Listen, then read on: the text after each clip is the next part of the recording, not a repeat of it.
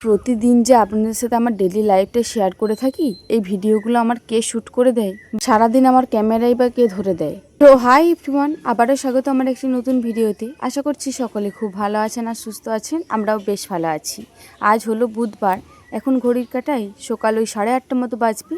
এখন থেকে আজকের ব্লগটা আমি শুরু করছি। আশা করছি আজকের ব্লগটা আপনাদের ভালো লেগে থাকবে। এখন চারিদিকে যে ফর্ম ফিল আপের হিড়িক উঠেছে, ওই হিড়িকের জন্য আজকে আমাদের রান্না চাপাতেও দেরি হয়ে গিয়েছে। তো ভাতটা আজকে দিদিভাই চাপিয়েছে। আমি কটা মতো জেরক্স করাতে গিয়েছিলাম ওই ফর্ম ফিল আপের সাথে দেবো বলে। তো জেরক্সগুলো করিয়ে নিয়ে এসে এই মুহূর্তে মাছটা বনিয়ে নিচ্ছি। আজকে আবার দুটো মাছের থেকে বেশ অনেকটা পরিমাণে ডিমও বেরিয়েছে। ভাবছি এই মাছের ডিমটি দিয়ে আজকে লাউয়ের ঝাল করা হবে। আগে সকাল থেকে ইচ্ছা ছিল যে লাউয়ের ঝাল করব মাছের মুড়ো দিয়ে। তবে মাছের ডিমটা যখন বেরিয়ে গিয়েছে তখন তো কোনো কথাই নেই, মাছের ডিমটা দিয়ে আজকে লাউয়ের ঝাল করব। খেতে কিন্তু বেশ ভালো লাগে। এই মুহূর্তে কিন্তু রান্না বান্না একদম পুরোপুরি কমপ্লিট বলতে গেলেই চলে। দিদিভাই কিন্তু আজকে সবটা একা হাতে সামলে নিয়েছে। তো যাই হোক, এই মুহূর্তে শুধুমাত্র ভেন্ডিগুলো শান্তে রয়েছে।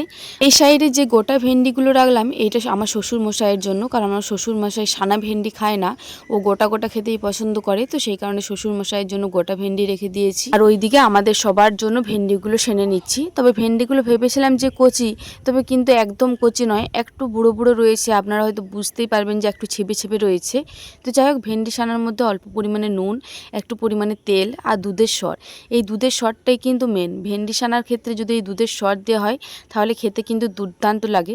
আপনারা কারা কারা এই ভেন্ডি সানা খেতে পছন্দ করেন জানাবেন তো, আমি কিন্তু বেশ ভালোবাসি। এই সোনামায়ের জন্য আর সোনা পাপার জন্য সবজি দিয়ে মাছের ঝোল করেছিলাম। ওই রেসিপিটা আশা করছি আপনাদের সাথে অলরেডি পোস্ট করে দিয়েছি। তো যাই হোক, এইদিকে মশলাটা কষিয়ে পরে এবারে মাছের ঝোলটা চাপিয়ে দেবো। বেশ সিম্পলভাবেই করেছিলাম। এদিকে রান্না বান্না কমপ্লিট করে আমি আর দিদিভাই একটুখানি শুধু কাজের মধ্যে ব্যস্ত হয়ে গিয়েছিলাম, হয়তো 2 থেকে 3 মিনিট মতো হবে। সেই ফাঁকে এই যে দেখুন কি কাণ্ড করেই বসেছে। তোমার স্নান করতে গিয়েছিল, তেলটা রেখে দিয়ে চলে গিয়েছিল, ওইটাই পুরোটা ফেলে দিয়েছে। যাই হোক, এইদিকে তো ঘড়ির কাঁটায় ওই 12:30 মতো বেজে গিয়েছে। এই মুহূর্তে আমার স্নান আরে সব কিছু কমপ্লিট হয়ে গিয়েছে। এবারে সোনামাকে খাবারটা খাইয়ে দিই। সোনামা কিন্তু বেশ তৃপ্তি সহকারে খেয়েছিল।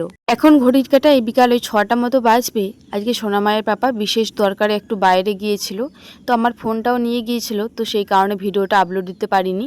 এই মুহূর্তে ছাদেতে এলাম ভিডিও আপলোড দেওয়ার জন্য। আর আমি যদি আসি, সোনামা যদি বাড়িতে থাকে, আমার পেছন তো ছাড়বেই না। আর এসে পরে দেখলাম যে বড়মশাইও ছাদেতে রয়েছে। বেশ ভালোই হলো, বড়মশাই সোনামাকে ধরবে আর আমি তাহলে ভিডিওটা আপলোড দিয়ে দেবো। আর এই যে আমাদের পাশের বাড়িতেই সোনামায়ের বয়সী একটা বাচ্চা মেয়ে রয়েছে, ওর সাথে একটু হাসাহাসি করছিল। সোনামায়ের বয়সী বলা ভুল হবে, সোনামায়ের থেকে 2 মাসের কিন্তু বড় রয়েছে বাচ্চাটা।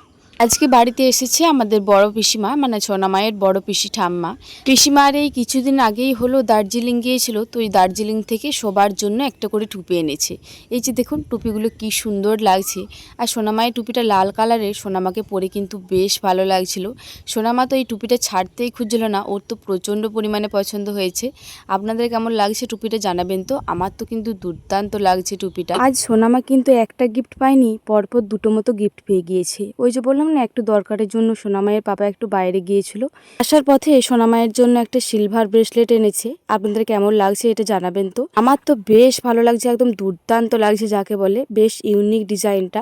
আর সোনামায়ের একটাও ব্রেসলেট থাকেনি, তো সেই কারণে সোনামায়ের পাপা ওর জন্মদিন হিসাবে এইটা গিফট করলো ওকে। ফেসবুকে আমাকে একটা দুটো দিদিভাই কমেন্ট করেছেন, তোমার ভিডিও কেই করে দেয়, তোমার ক্যামেরাম্যানকে। আমার ক্যামেরাম্যান কেউ নয়, আমার ভিডিও কেউ করে দেয় না। আমার একটা স্ট্যান্ড রয়েছে, যেটাকে ট্রাইপড বলা হয়। স্ট্যান্ডের মাধ্যমে আমি সব রকম ভিডিও শ্যুট করে থাকি। আশা করছি আপনাদের কমেন্টের রিপ্লাই আমি দিতে পারলাম।